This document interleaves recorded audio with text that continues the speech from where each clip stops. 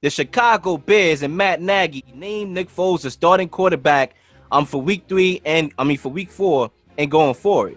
Did the Bears make the right decision to name Nick Foles as a starter after what we seen yesterday? Absolutely right. I'm proud of what freaking Matt Nagy did.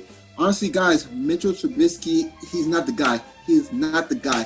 I don't know why the Bears drafted him number 3 overall pick a few years ago. It doesn't make no sense. This guy hasn't proved nothing. He only been to 1 Pro Bowl, and I think he took the Bears to the playoff once. But the guy sucks. This is Mr. Trubisky right here, guys. This just right like here, that. Mr. Just like Trubisky. that. Trash.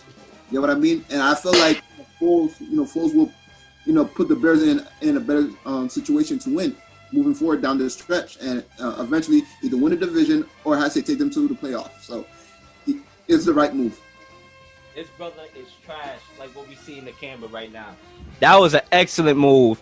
I credit Matt Nagy for having the guts, for having the balls to go out there and say, listen, you suck. All right, we made a mistake by drafting you number 2, but for him to say, you know what, I'm going to take you out the game in the middle of this game when they was trailing the Falcons 26-10 shows, that this brother really wants to win and he's just not playing the politics of the locker room. Listen, you can sit here and say they should have went this route from the 21 Jump Street right after training camp, but I beg to differ. I think this was a perfect time to put Nick Foles in because history showed us that Nick Foles plays better when he's getting inserted into the game and he's, coming off the bench. That's what happened with the Eagles and how he won that Super Bowl.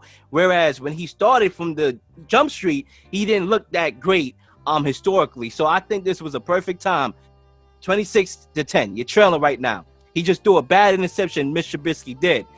Inserting him into the offense was very good because he has made throws. He looked calm in the pocket. He was making a lot of throws. That last throw that he made to Robinson when he was under pressure and the rest. And he sat there in that pocket and took that hit and threw that ball right into the breadbasket. He's just a better passer than Mitch Trubisky.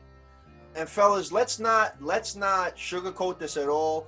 Mitch was not the guy from the start, man. Let's not stat pad. This guy went in and beat the Lions. Shouldn't even have beat them because DeAndre Swift decided not to catch at the end of that game. And then they beat up on the Giants. So yeah, he's got 6 touchdowns, but what does he have? A 59.3 completion percentage. Let's not overlook that. This man's accuracy was never good from the start.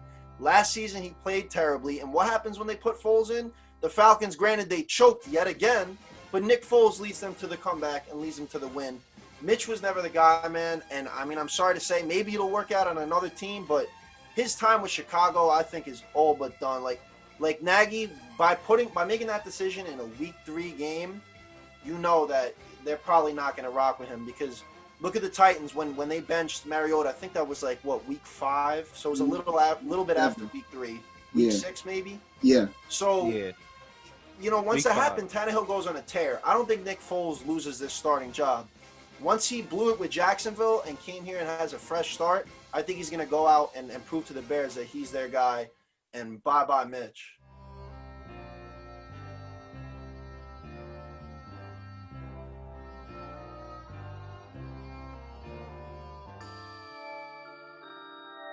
And you know what, Leo? Let me just say something about the huddle really quick. When you in a huddle, usually it's just the quarterback, one player calling the plays. We got multiple quarterbacks in this huddle, and we calling all sorts of different plays. Exactly.